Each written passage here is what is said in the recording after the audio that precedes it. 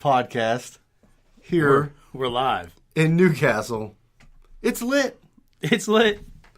In the castle. I guess this would be episode number 1. It would be. So this live. is NS9LIVE, episode number 1. Check this graphic out, by the way. This graphic is awesome. I told you it's lit. It's lit. So, boy, talk about, we did our podcast Sunday. We teased the heck out of this for Thursday night, and we got all these moves. That Nova traded. We picked up a pitcher. DiNardo's playing videos over there. It's our first show. You can tell. Yeah, man. There's a lot going on. So the thing is, though, Ryan, I didn't get a notification. Aren't in Vegas. No. Well, Vegas is done now. The winter meetings is over. We could be drinking and gambling. That's true. We should be. We could have won all kinds of money and bought the Pirates. We could have put $1 billion on Jordan Lyles getting picked up and bought the Pirates. Or I don't know. They probably didn't have odds on that. Who was picking up Jordan Lyle? I don't know about that, but I don't know. We're gonna break down. We're gonna get in the Christmas spirit a little bit later. We're gonna get in the Christmas spirit. We're gonna talk about the trades. We're gonna talk about Nova, Lyles, of course, Nova's return. We're gonna talk about possible Cervelli rumors, Cervelli trade, and then we put out a poll out there. So you guys voted. You guys want us to talk and rank our top 10 Christmas movies. Yep. So we'll talk about those as well. DiNardo's his list is terrible. Just FYI. Spoiler alert. It might be. So, but I guess let's kind of just get down into it. So the winter meetings happened. We weren't there. I'll say this. Were you, even though it was just like these moves, were you shocked this much happened? Did you expect more or less, or is it about right? As far as just from the Pirates standpoint? Yeah.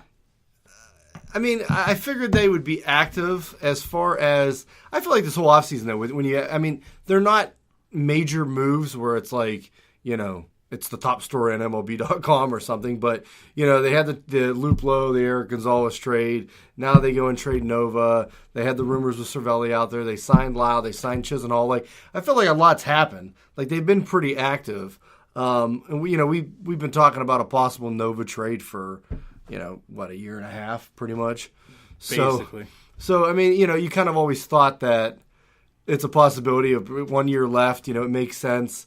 No, I don't think it surprised me. Like, Huntington was out there wheeling and dealing, if you ask me. Yeah, I can't say this is kind of like the status quo. I'll say this. I'm happy they traded Nova. Maybe I wasn't maybe expecting Nova trade to get done.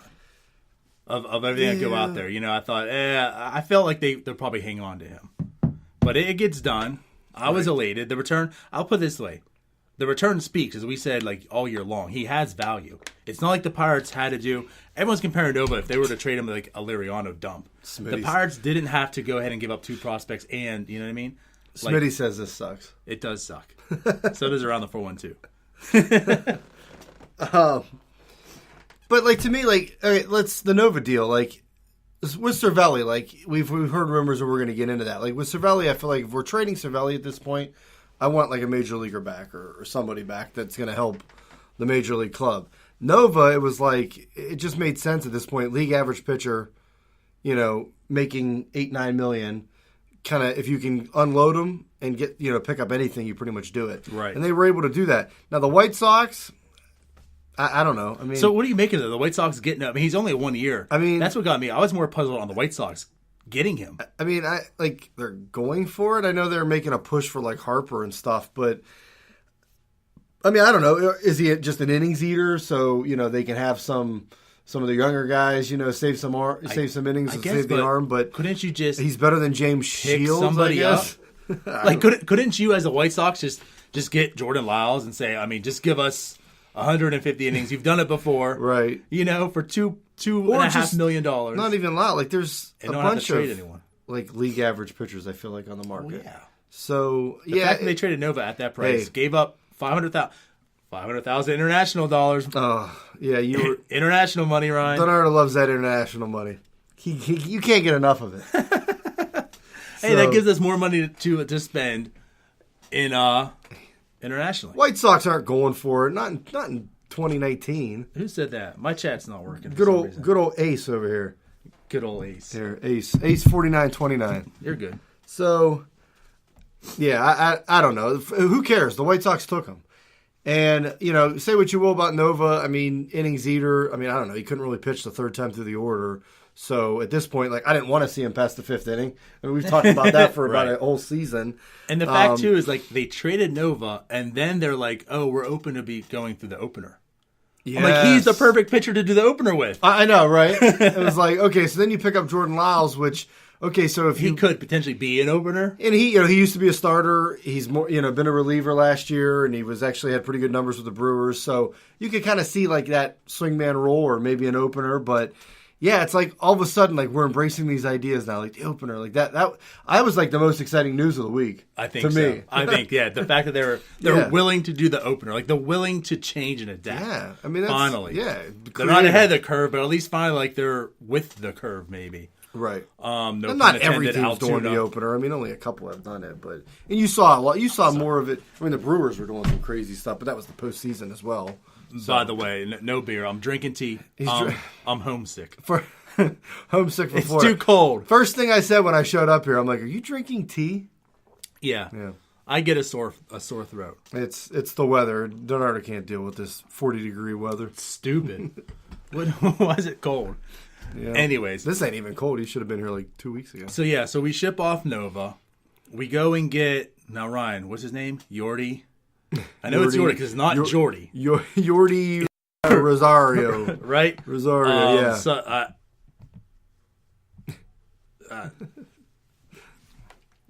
whatever. Hey. So I guess, what do you make of this? He's a 19-year-old. He was in A-ball. Yeah, low A pitcher. I guess that's what I always say. I mean, he was prospect number 30 basically for the White Sox, depending on who you. It's a guy. I mean, they didn't just, and they got international money, so that most important. Look, they got international money. I mean, what were you going to get from Nova? I don't think you were getting the major league piece for Nova. That's probably more Cervelli. Unless you're given Nova and a prospect or something, and then maybe, sure. Well, I mean, what are the White Sox or you're eating money, which again, right. We're going to talk more about this. We're going to dive more into on the podcast, but that's the thing too. This is a salary dump because the Pirates should take this money and reinvest it to better their club. Now, that's if that happens. If it doesn't happen, that's a whole other story. See. We'll get to that path.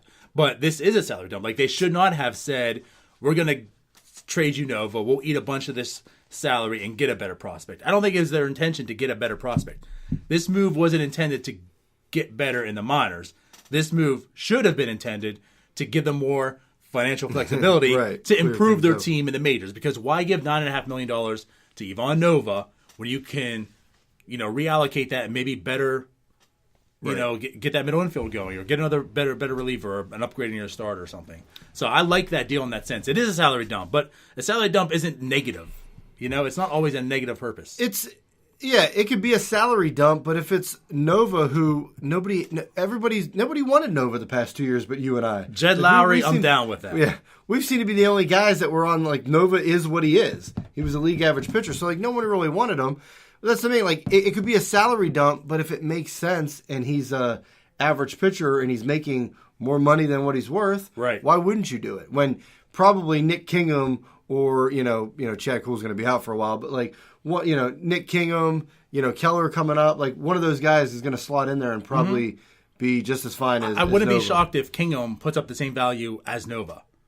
So that's a $9 million savings basically, and having Nick Kingham there and not Nova. And you can use that $9 million to maybe get Jed Lowry. Yeah, as I say, Lowry. I mean, I'm still on the Dozier train. Put him at second base. I mean, if he. The thing is, then you need a shortstop still. That's my only. I don't know.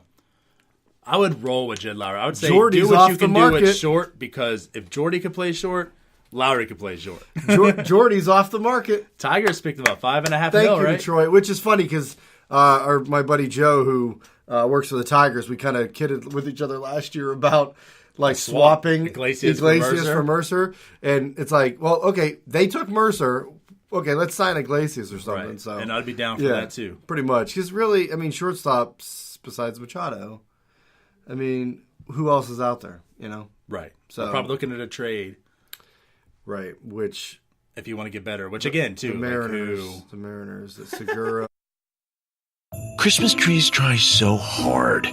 Lights and ornaments and little choo-choo trains, come on. The best trees, they kind of only need 2 things. Peanut butter and chocolate. Not sorry, Reese's. I mean, what are the Mariners doing? We should have got Cano. Yeah, or we should have got Diaz. Cano, Diaz, and Paxton, traded the system, and just went for it. Mm-hmm. Dude, that Paxton deal sucked for them. Sheffield's nice, but here's the other thing. I feel like the Yankees' constant shopping Sheffield worries me.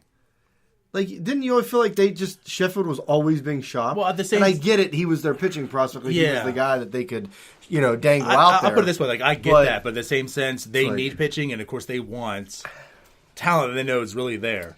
So to me, it makes sense that they would dangle him, because if you're trading a pitcher, you probably want a pitcher in return. 3 years of Paxton, he's not making an incredible amount of money. It's a good value deal. It's a great value deal. But, I mean, he still has the injury risk. I can get why maybe it's not even a more premier package, because Sheffield, pretty solid pitcher. You know what I mean? Like, in itself. Yeah, well, we'll see. Paxton comes with the injury risk, so, I mean, maybe if Paxton's shown that he can put up 170 innings each and every year, probably would have been Sheffield but he has that risk. He could pitch 220 innings in, like, the 3 years. Pirates could have gave Keller, Cruz. I think Keller would have got it done. I'm trying to get Diaz too. I'm still on the all three. Yeah, I'm on the all three deal. But yeah, I'm saying you could have gave up Keller, Cruz. Yeah. I don't know. I wouldn't want to give up Hayes, but anyway, yeah. I mean, it's like, come on. Well, let's move on. Jordan Lyles, next guy. Yep. So the deal happened, and then we made our corresponding move. We got Jordan Lyles, and it was like literally like immediately. Like, you felt like they were waiting on this deal to happen. It was. Which made sense. And so it's like the timing, the Pirates can't get out of their own way.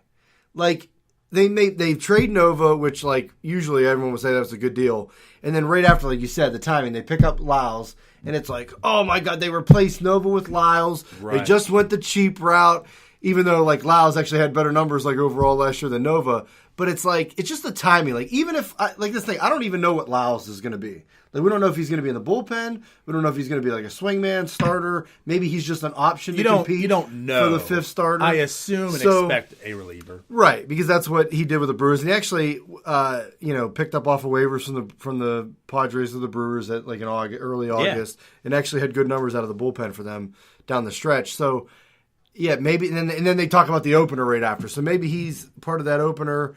But it's like, I don't think he's a direct, okay, he's the replacement for Nova. Like, no, it's just the timing of it, though. It's like it comes Ian right says out. Games where Lyles pitches are going to be 4 hours long.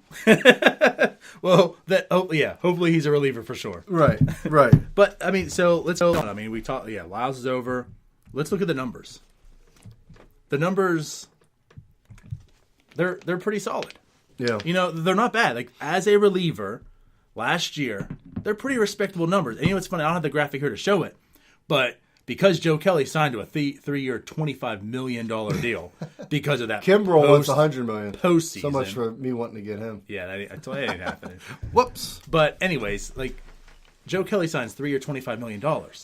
When you put up last year's numbers compared to Jordan Lyles is actually a better pitcher in the bullpen. Right. No, I'm not out here advocating like. But Kelly had a postseason. This is the best signing ever. That Lyles is better than Kelly. Like, if Kelly has a better season than Lyles, I wouldn't be shocked. Right. What I am saying though is the value in the Lyles signing compared to Joe Kelly. 3 years, 25, 1 year, $2.05 million. That's good value. That's something the Pirates need to do. That way they can use more money to go after the other needs they need. Because we've talked about this. Their bullpen is set. Like, they don't need... Diaz would be nice. Yeah, Diaz would be... But they don't need a Diaz, whereas, like, the Mets needed a Diaz. That's why they also got Familia, who got $5 more million than Joe Kelly. Yeah. Which just shocks the hell out of me. The Mets are going to have a pretty good bullpen. But, yeah, I mean, look at his numbers, right? They're solid. I mean, to realize that, and this could be a swingman, this could be an opener. Right. It's and plausible. You mentioned how he started, what was he, throwing the changeup and sinker more and kind he of was relying on more of basically through the off-speed stuff. sinker 28% of the time, I want to say, and last year he threw it 12.